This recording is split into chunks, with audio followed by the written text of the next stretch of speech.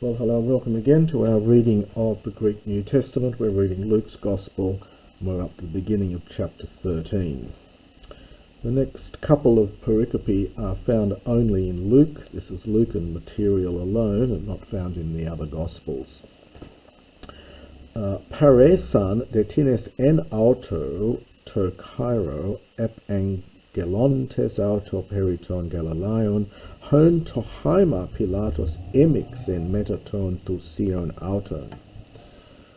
Quite dramatic and almost poetic in some macabre sense here. So certain ones were present at that very time, Apangelontis reporting to him, that is to Jesus, regarding the Galileans, of whom the blood, so whose blood Pilate emixen mingled with their sacrifices. Emixen is from mignumi, is the verb to mix, so the mingled is their blood with their sacrifices. Now there's no external reference to this. Josephus does mention earlier or other clashes between the Jews and the Romans, but this one is not specifically mentioned anywhere else. Kai apokrithes apen autois, and having answered he said to them, Doceti hoi Galileoi, hutoi hamatoloi parapantes tus Galileos egeneto, hoti tauta peponthasin. Do you think that these Galileans, do you think that egeneto, they were sinners, and we get para here, literally beyond all the other Galileans? So do you think that they were worse sinners than all the other Galileans? Hoti, because they have suffered tauta these things. This is from pepontha is the perfect from pasco. So you get epathon in the aorist and pepontha is the perfect. Uki, expecting the answer, yes, I say to you, al eon me metanoete pantes homoios apoleste. But I say to you, if you, plural, if all of you do not repent, homoios, apoleste, you will perish, from apolumi, homoios, in the same way. Aekenoi hoi deca octo ef hus epesen hopogos into siloam kai epectenan autus. Doceti hoti autoi ophelatai egeneto parapantas tus anthropos tus cat oikuntas Hierosalem. So there's a question here. Or those, the 18 ones, so those 18 men, upon whom Hopogos, the tower, Epesen, fell, the tower in Siloam, so the Siloam tower fell, this is aorist from Pipto, and killed them. Do you think that they were opheletai? Now this literally means debtors. It must have a, here probably with the meaning of sinners, but it's got, its original meaning was those who owe, debtors. It's opheletai, it's the plural from opheletes. It's a first declension masculine noun.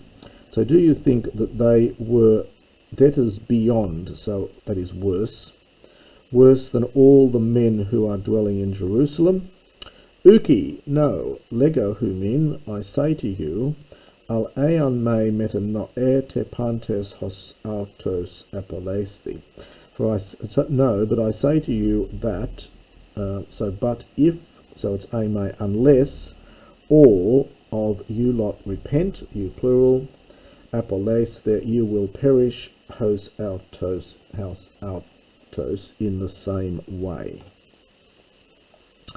Now, interesting the mention of the number here, 18, because one often thinks that some of these stories, these pericope that are passed down They're often grouped together with some particular connective, not necessarily any logical connective, but just there were 18 of these, and there's 18, the number 18 occurs in some other story, and so the two stories get remembered together, because we'll see in a bit later we have a woman who's been suffering for 18 years.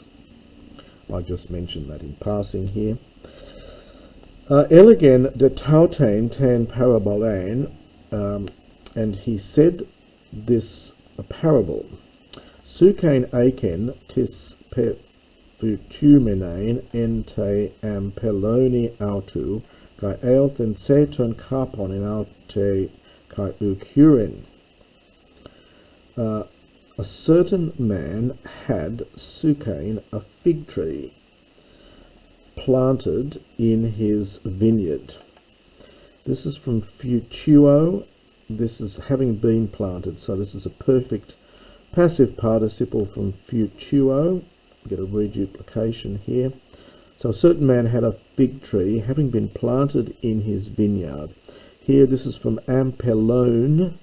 You get ampelos for vineyard as well, but this is ampelone, meaning vineyard, third declension masculine noun. Kai eilthen, and he came seeking fruit on it, and he didn't find any. Aorist from heurisco. Apen de proston ampelorgon idu tria ete afhu erkamide seton carpon ente suke taute ka euchurisco. And he said to the worker in the vineyard, we can see the roots here, ampelos, and the org connected with erg of working. So the man who worked in the vineyard, behold, it is supply esti, it is 3 years since I came seeking fruit on this fig tree, and I didn't find any. Ekopsen this is an imperative from Copto, aorist imperative from Copto. Therefore cut it out, autan. And then we get a question, hinati kai tengan kat arage. Hinati we've seen perhaps before, it's hina plus tit, but it's written as one word. It's in Plato, it's a classical, not really common in classical Greek, but quite common in Plato. It's just translated as y, it's just a stronger form of y.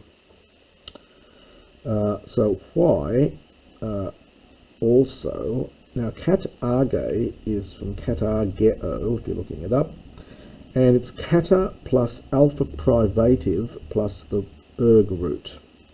So it means to nullify, perhaps almost sterilize, make unable to work, make useless perhaps, and it makes the land useless, so it's wasting resources basically. So it's kata plus alpha privative negative plus the erg root. So it sterilizes or makes useless the earth, the land. Hode apiquathes lege auto, and having answered, he said to him, Courier, aphes autain kaituta to etos. So leave it be, and leave also for this year.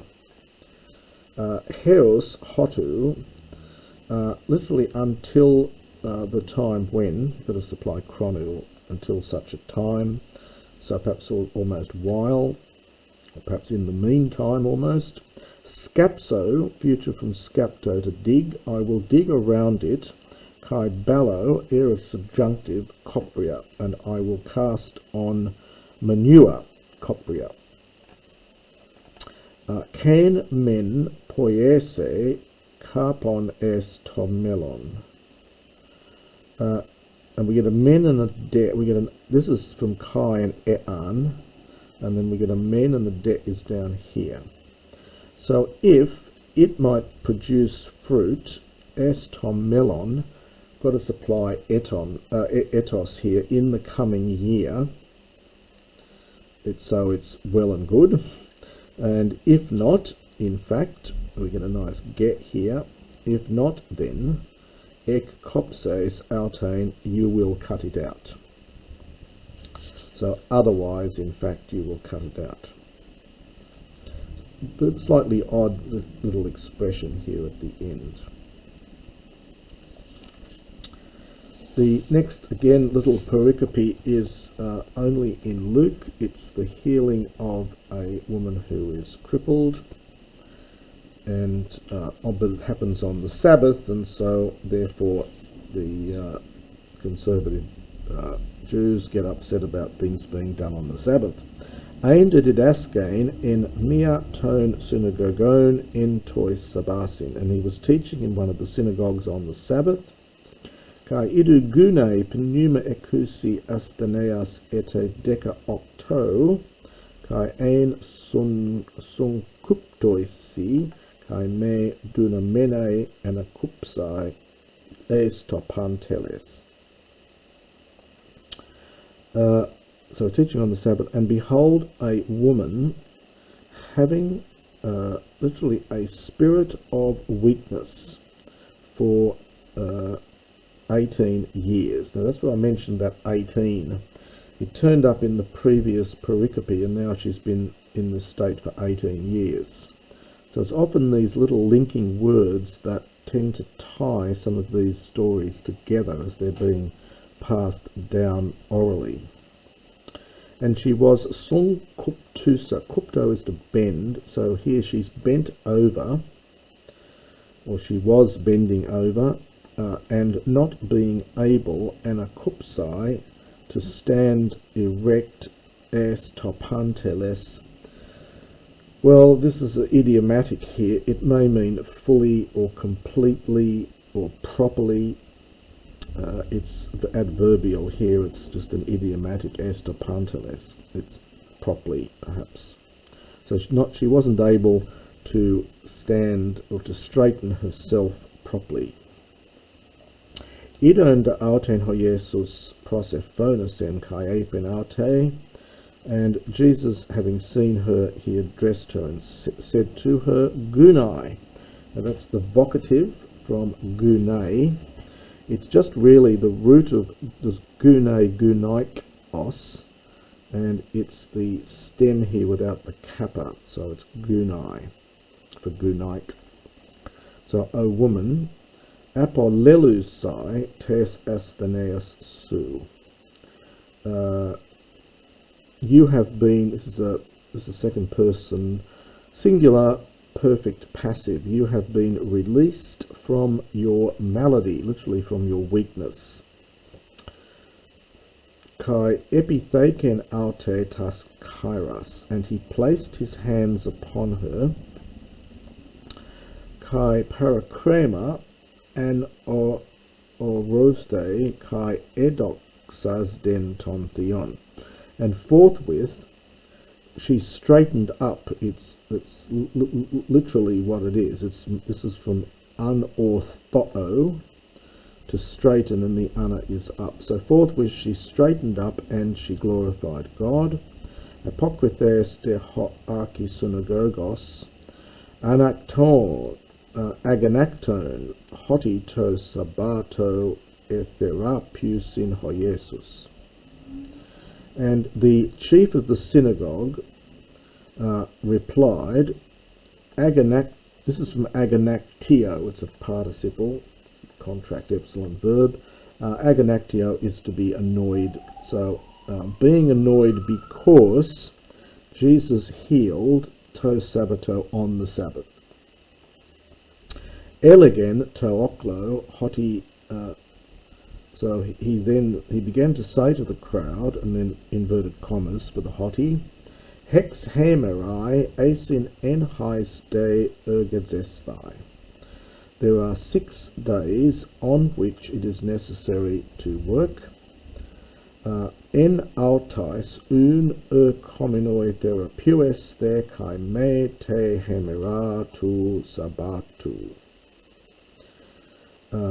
So there are 6 days on which where it is necessary to work, and on these days, therefore, coming, heal. So this is an imperative, I think. So in which coming you heal or heal, and we would say but do not understand heal on the day of the Sabbath. Apekrithe de auto hoi kurios kai apen. And Jesus answered him and said, hypocritai, this is plural here, you hypocrites.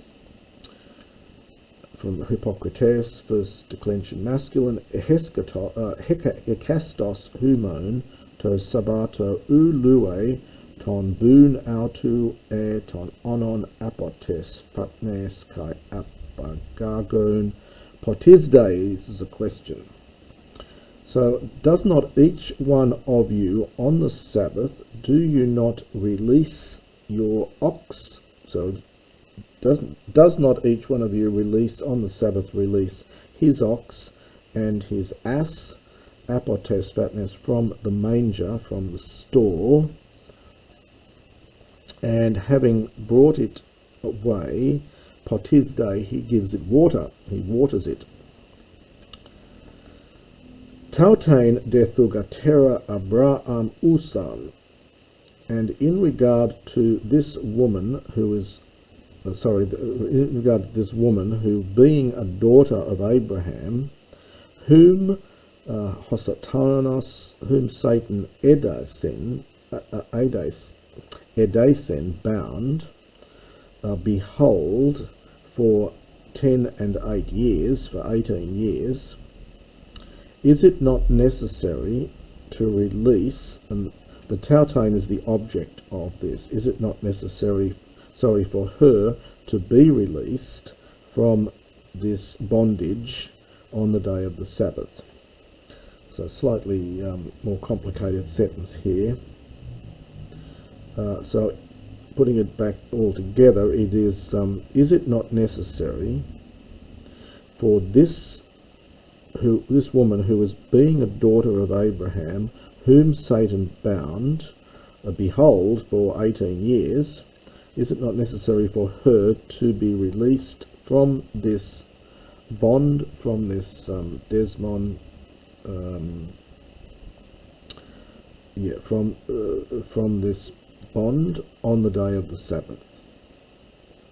Kai tauta legontos autu, kat eskunon to pantes hoi antikaimenoi auto.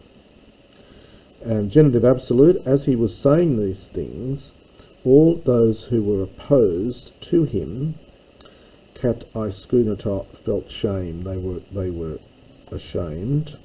At kai pas ha-oklos, and all the crowd at Kairen were rejoicing, and at pasin tois endoxois tois ginomenois hupautu. They were rejoicing at all the marvellous things, the ones taking place, hupautu, at his hand, or by him. We might say, taking place at his hand. And that's the first part of chapter 13.